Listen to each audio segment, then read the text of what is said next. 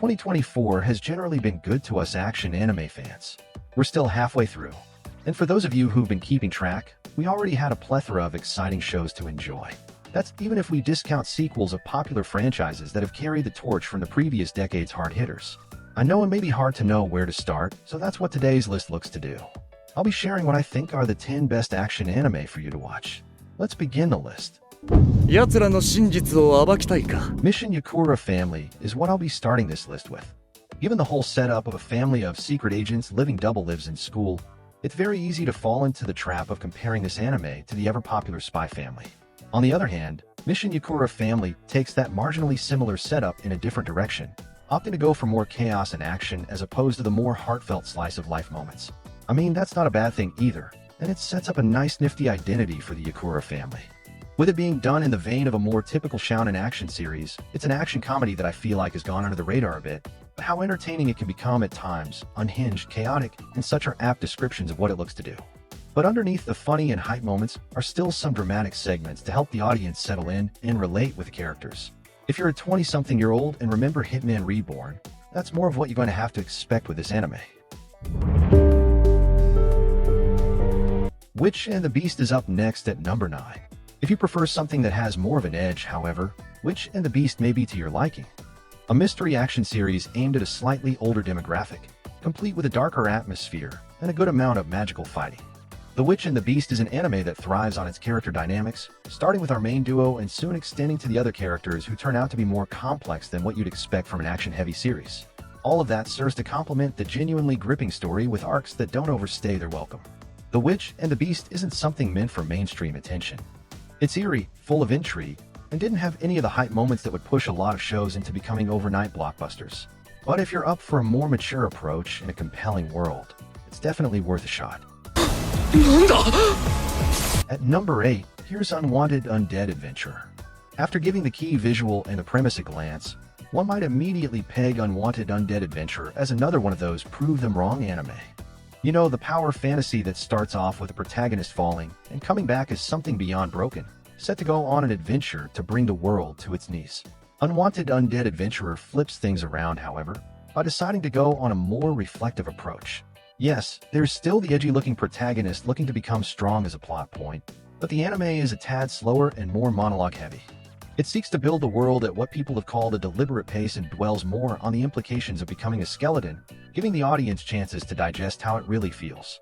It's definitely something more akin to a slice of life, and the more chill approach to doing things might throw people off a little bit. When the action parts come up, though, they're still good. However, so this could be a good change of pace for people very into fantasy action anime.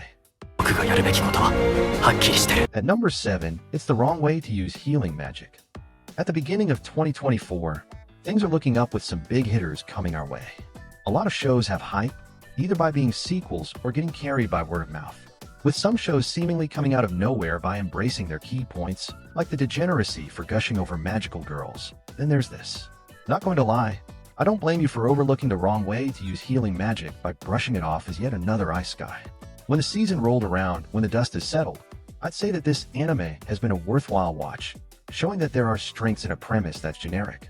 For one, I gotta give some props to how the show doesn't aim to hook you in with a shock factor or anything like that. It's also not a parody and plays the Isekai part straight. Instead, it does draw you in with a more deliberate pacing, getting you acquainted with the world and the characters and making you think of the possible ways things can go.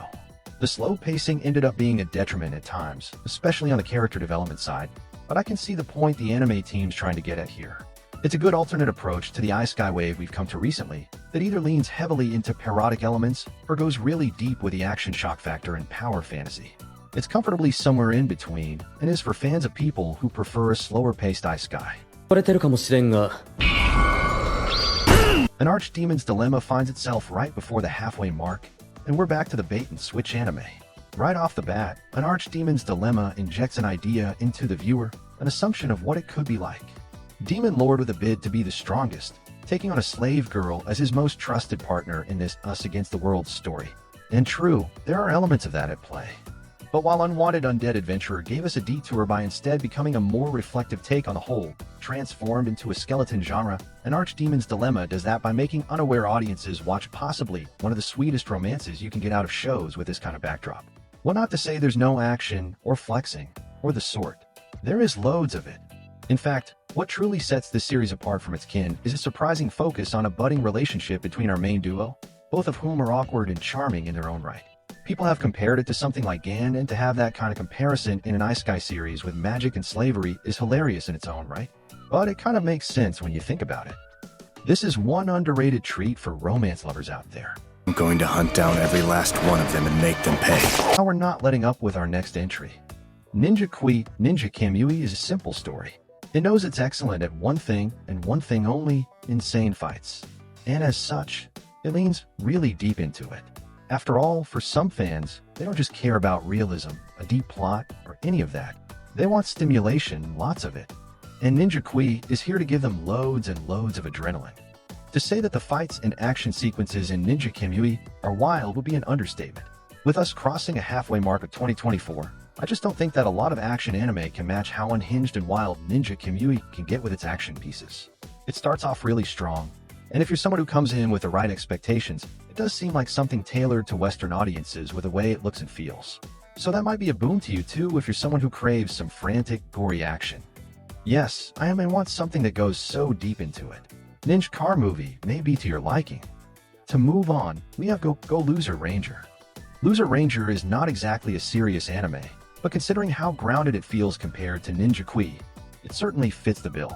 As for Loser Ranger, we have what seemed to be an affectionate Super Sentai parody that turns pretty heavy quickly, thanks to how it gives us a different perspective from what we've come to expect from these costume hero shows, affiliations, and supposed hero-villain roles get turned on their heads. And it serves as a foundation for a rather gripping tale of rising up against all odds, a tale of adversity, gray morality systems, and before we forget, some pretty nifty fight sequences.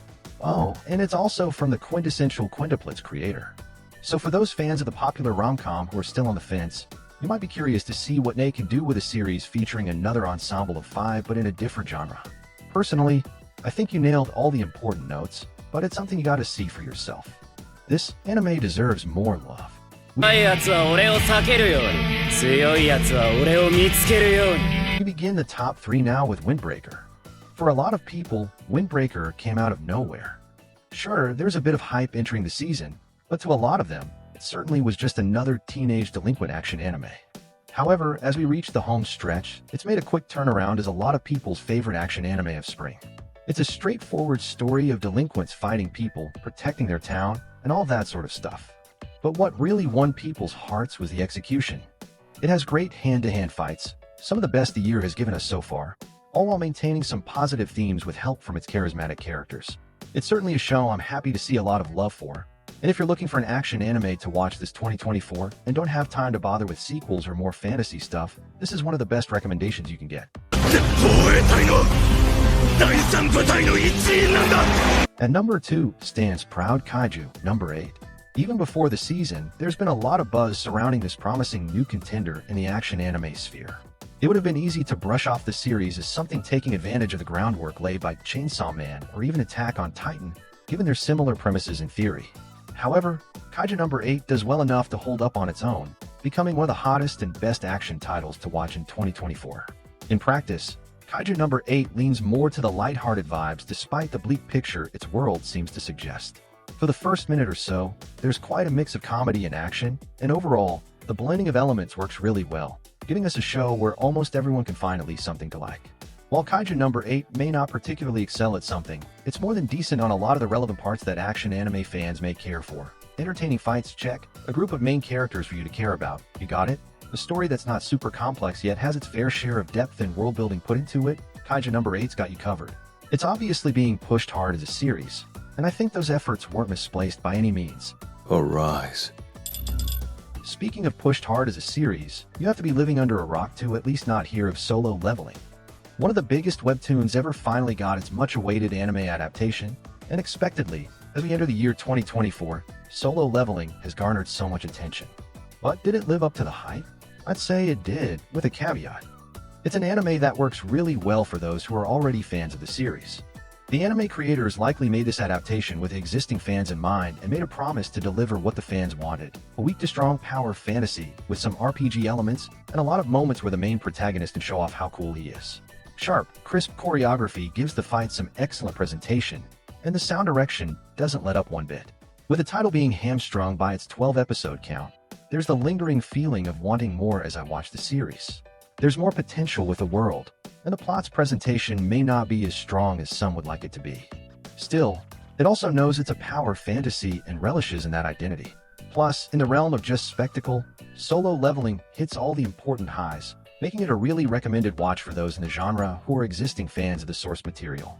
Solo Leveling may have the hype, but is it your favorite action anime in 2024 so far? Tell me your thoughts in the comments below. That more or less does it for this list. I'd like to thank you for watching, and I hope you enjoyed the list. If you have some more time, may I suggest you check out this video on the top 10 anticipated new anime of summer 2024? Thank you. I'll see you in the next one very soon.